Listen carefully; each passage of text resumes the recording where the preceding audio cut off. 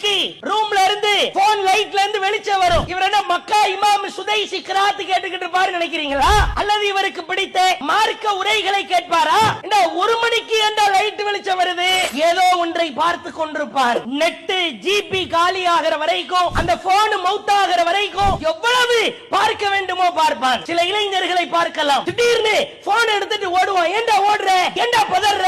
இல்ல இங்க எங்கயோ வைஃபை கனெக்ஷன் இருக்கிற மாதிரி இருக்குது, இன்டர்நெட் கனெக்ஷன் இருக்கிற இடத்தை தேடி ஓடுவான். அந்த இன்டர்நெட் காலியாகிற வரைக்கும் பார்க்க கூடாதவற்றை எல்லாம் பார்ப்பான். பிறகு எல்லாத்தையும் கிளிக் பண்ணி டிக் பண்ணி ஆல் டெலீட்னு கொடுத்துருவான். நீங்க ஆல் டெலீட்னு கொடுத்துருவான், அல்ல ஆல் சேவ்னு கொடுத்துருவான். நீ இந்த டேட்ல என்ன பார்த்த, எத்தனை மணிக்கு பார்த்த, எத்தனை வீடியோக்களை பார்த்தாய்? இளைஞர்களுடைய நிலையை பாருங்கள். 70% இளைஞர்கள் ஆபாசத்திலே மூழ்கி திளைக்கிறார்கள்.